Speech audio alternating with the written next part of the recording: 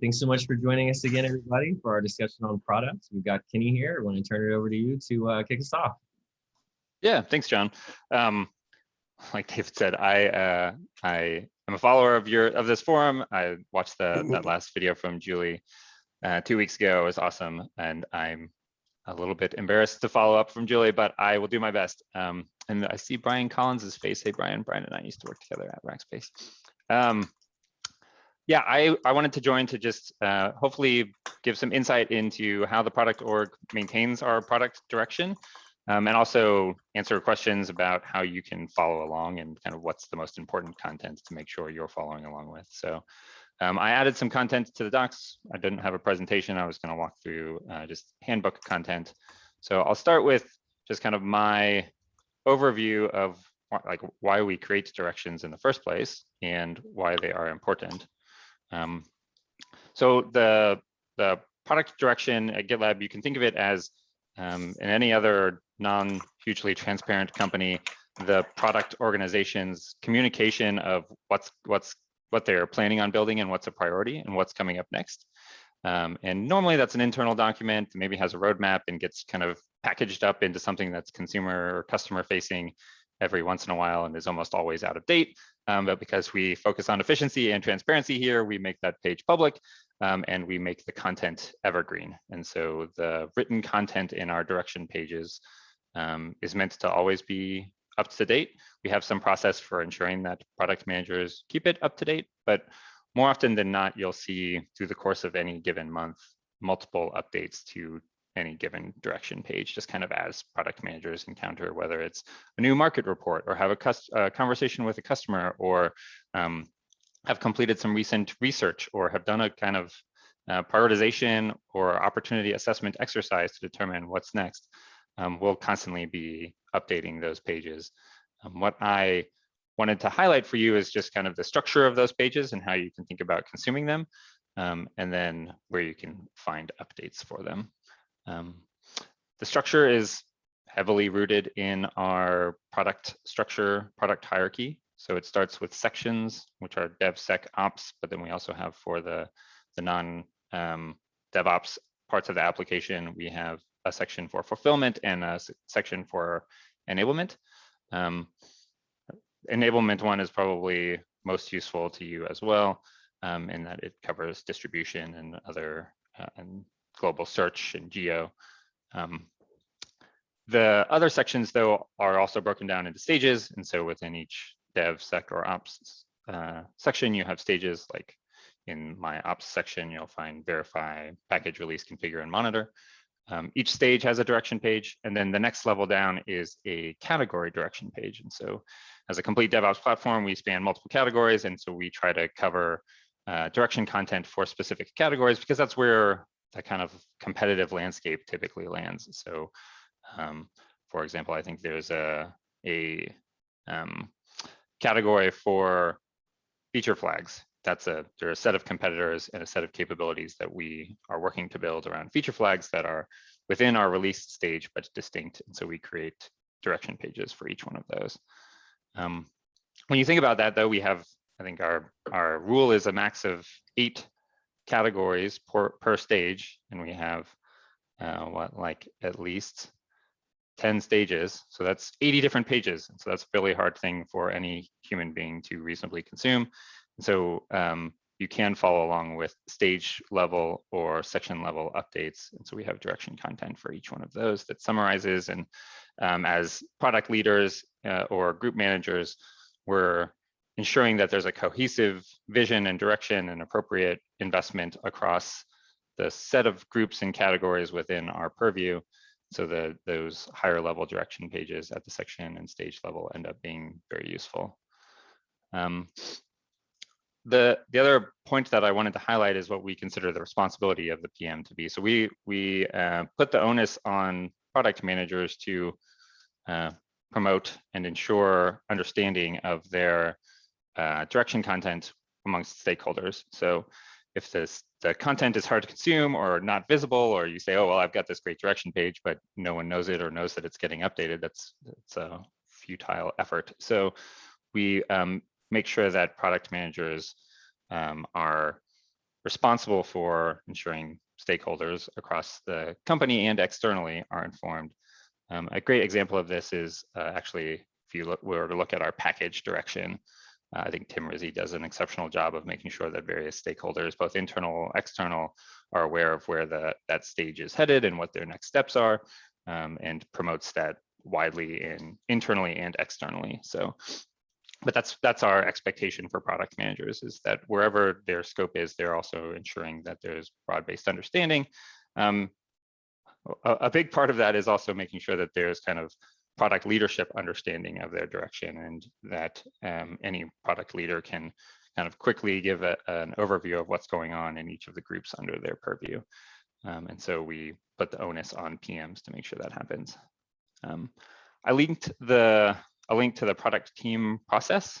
And so that's like the official process documentation for product managers. But one of the really important, or I think what we've found useful processes, is that we create monthly issues that are reminders to product managers to update their direction pages. And I linked some examples of recent ones for my section in there, but you can get a sense that we hope that product managers aren't, like delaying their updates for this issue, but it is a good reminder to just look at your direction content and make sure it's fresh, and that if your what's next of what you were planning to deliver happened in this last release, that you've then updated it for what your new what's next is, and are keeping that content fresh and current. And so those are good places at the section level to get a sense of what individual updates are happening in the course of that month. And I think today those issues probably happen very internally to the product org, but we can work on making sure awareness of those updates is spread out.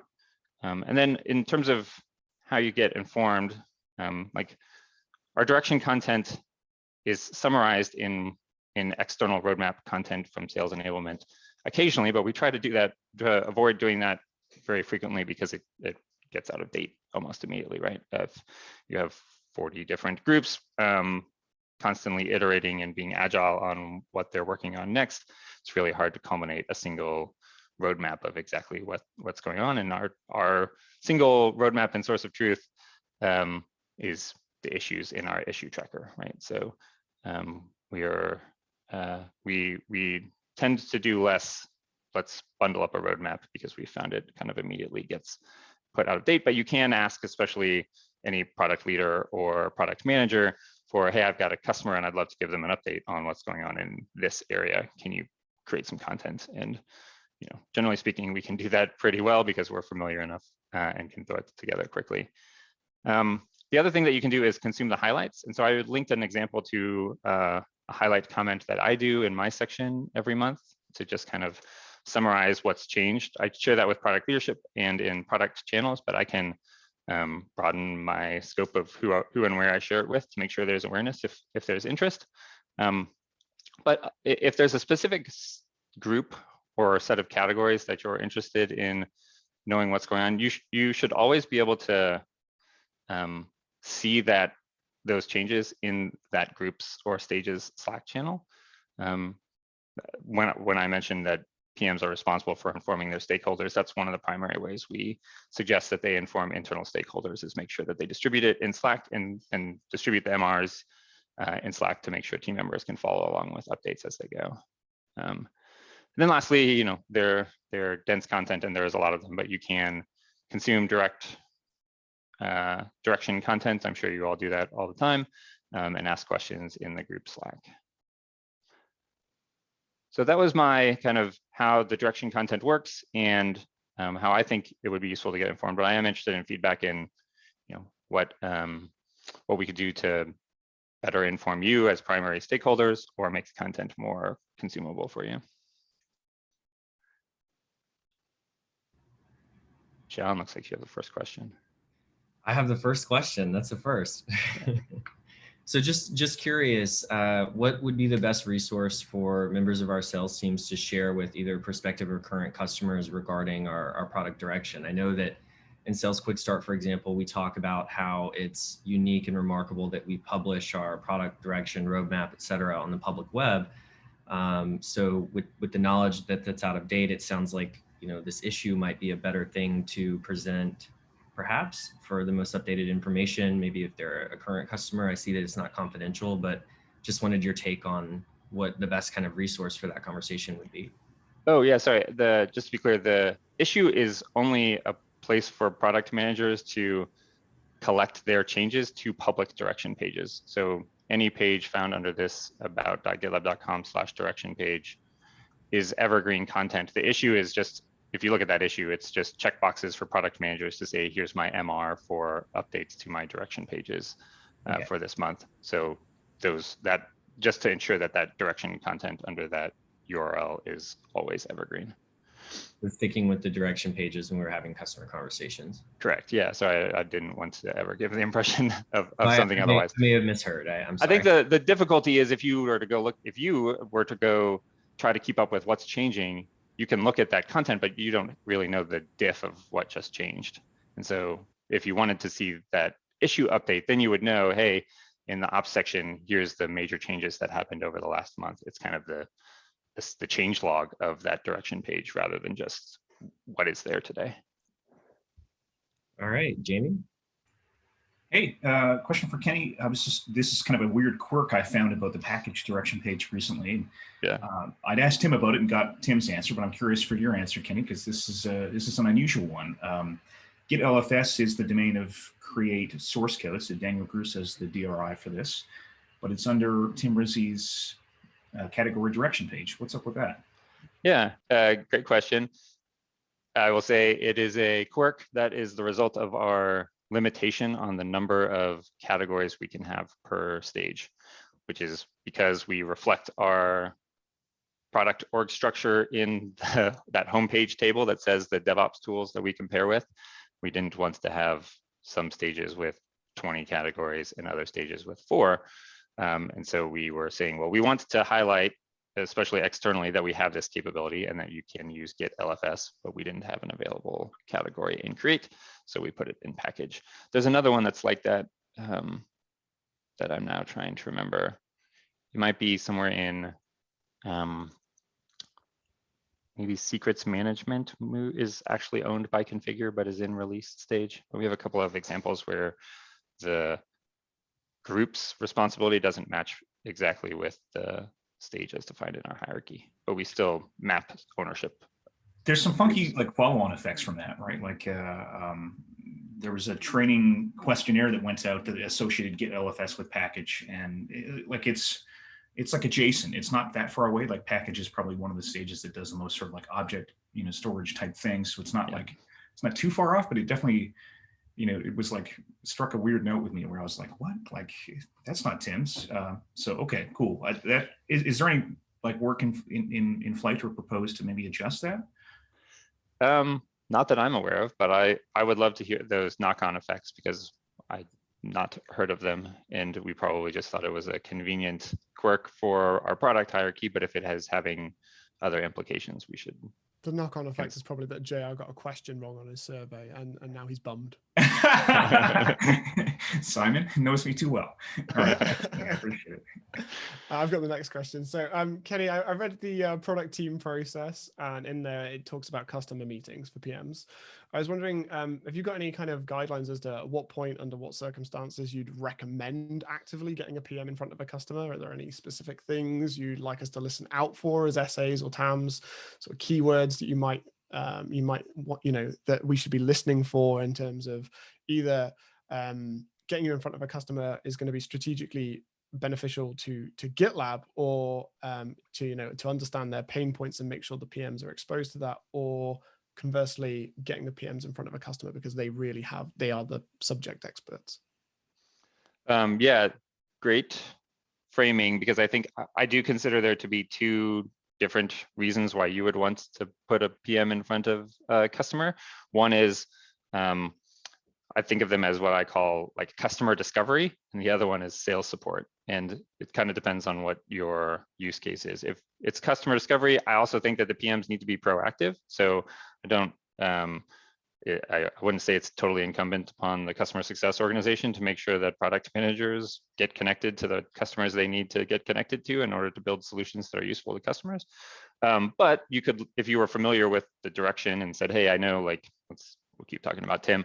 I know Package is going to be working on virtual registries, and this customer had a interest in virtual registries. It would be great for, maybe Tim would find it useful to have a discovery conversation with them. That's great. But I think the other one where it's in sales support is a little bit more where you're feeling the need to sell direction a little bit, and the product manager could be additive to that conversation. And so I train product managers to make sure that we only kind of get involved where we will be additive, and that we don't want to have a customer discovery conversation under the guise of sales support. So I want to make sure that it's only when it is additive to your ability to close a deal that the product manager is coming in for either case. But I do think, product managers also have to, in my mind, prove their value to each one of you and your opportunities that you trust. Hey, I'm bringing them in this sales support capacity, and having them sell our roadmap will actually help me close this deal. So I think that involves product managers being proactive in the first place to spot deals where that might be the case, and involving themselves in discussions internally with you prior to getting involved with customers. Does that make sense, Simon? Yeah, I'm trying to articulate it in the notes as well. But Yeah. but yes, that did. I think that made perfect sense. Yeah. The important thing for me is that first and foremost, product managers should be additive to closing business when involved with customer success, unless you say, hey, no, I think that this would be great for this is great and the right time for a customer discovery call or conversation on X topic. If the customer health isn't in the right place, or the opportunity isn't in the right place for a customer discovery call, we can find other customers and do product discovery in other ways. I want to make sure it's additive as a first principle. Cool, thanks. Yeah, I appreciate that. Hey, can I jump in there real quick, Dave Astor? Yeah. I'm trying to get to the doc. I have too many tabs. Quick follow-up on that. What can we do from solution architect and TAM when we're getting a product manager involved? How best can we prepare the product manager for that call? Is there something we can do ahead of time? I mean, what would you want us to make sure that the product manager knows before, hey, here's a customer, go? I think we've had that problem in the past, and I do put it on product managers to ensure that they are prepared for that call. I don't know. I think that we've had like an issue template once that kind of sought to collect the information when requesting products show up. I'll tell you personally, I've found I know not every opportunity is in a further enough state to have this, but the kind of like command plan is the thing that helps me understand the state of the customer, what they're trying to achieve, and target how I'm providing any content. But yeah, I think, I don't know if I know the exact specifics, David, but I know that I would expect PMs to ask the questions to make sure they're prepared and that they don't just show up in front of a customer cold. Gotcha. So have something in there, maybe a pre-call, something like that, just so we can have some insight ahead of time if need be. Yeah, I also want to educate our product team on how to come up to speed on an opportunity or a customer account. I think I saw Chloe's video that was presented in the product meeting yesterday about how TAMs use Gainsight, and we're working to get some PM access to Gainsight, but enabling PMs to do the same type of self-service that you all do with direction pages about customers and accounts, I think would be the best practice, so that they can do it on their own and then ask questions if they don't feel like they have enough information. Thanks, Kenny. Appreciate it. Yeah. All right, I don't see anything else in the doc. Any more questions?